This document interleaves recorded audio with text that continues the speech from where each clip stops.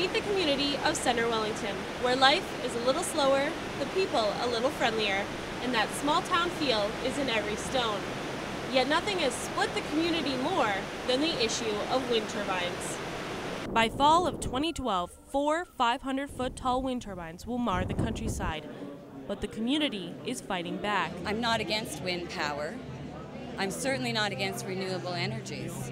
I am against massive subsidies being sent out that are going to send skyrocketing hydro bills. Now they're not allowed to be more than 550 meters from the center of my home, not my property line. They can invade my space. And people don't want to live amongst wind turbines. Some city dwellers dream of escaping from the congestion of the big city, but can't escape the long arm of the provincial government and the Green Energy Act. An act that takes away the power of the township on the issue of wind turbines. In essence, this has been imposed on our community as opposed to being invited by our community, and we don't have any say. But others say that green energy is just what we need. I think the missing key is that communities in Canada have to, first of all, understand the benefits of wind, but be active partners as well. Many points have been raised against these giants. Health effects, effects on the environment including wildlife, and effects on property values. With so much money invested into a home, the residents of Centre Wellington and surrounding area are worried about the depreciating value these turbines cause. My neighbor just tried to sell his place, and the person who offered on it dropped it by $75,000. So he decided not to sell it, and he's renting it out right now. And nobody's buying. There's all kinds of houses for sale, nobody's buying. Now, I've just been told tonight that the real estate now has a form that you have to declare if windmills are going up in your area.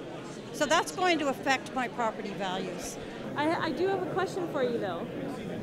How many wind turbines do you have on your property? Not one single. How many have you signed up for? Wind farm companies such as WPD Canada, the business behind this proposal in Central Wellington, say otherwise. Although there are people who are saying that it's affecting their home values, the reports that are done, the studies that are done using scientific methods don't come to the same conclusion. Wind farm companies are assuring that property values will not be affected, but homeowners are arguing the opposite. Eric Van Guthist, a realtor in the area, has seen both sides' arguments and say there is a difference. If it's a proper 100-acre farm, it has made almost, I would say, no difference whatsoever, whether there's wind turbines there or not. So rural residential owners are absolutely being impacted. They have diminished property value. Like I said, I would say 12 to 13%. Residents are also concerned about their businesses. With a large part of the town's economy based on tourism, business owners are worried this will drive away visitors. You know, you may say that these are impacts that we can live with, but they're detractors, and they're impacts that may actually drive away our campers. Janet Valerie owns a campground that is full every weekend, in a rural setting where the stars are fully visible at night.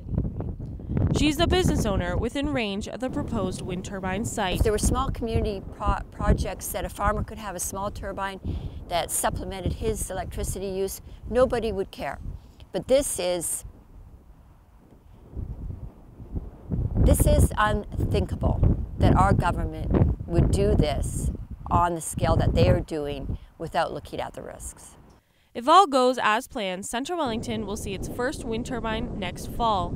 But 30 minutes north, another town is struggling with the largest wind farm in Canada.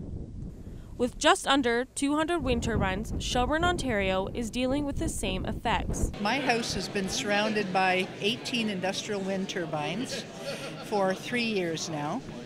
All 18 of them are within 3 kilometers of the house. And because I don't sleep when I'm in the house, I'm exhausted. After putting her house on the market 2 years ago, Stefana is still waiting for someone to look at it. Oh, Shelburne properties are difficult to sell, just period. But that's, if something's right in the middle there, yeah, then you can probably go right along with that study there. 30–40% I bet you would not be unheard of at all. It's difficult to sell there. It's almost impossible to sell there. You know, most people, their greatest investment in life is their house. And that's where all my money went. into building this house so that I could age in place. And it's turned out to be a nightmare, just a nightmare. Without approval, WPD cannot start building. In that time, residents of Centre Wellington will continue to fight the industrialization of their landscape. I'm Olivia Rutt for 519 Online News.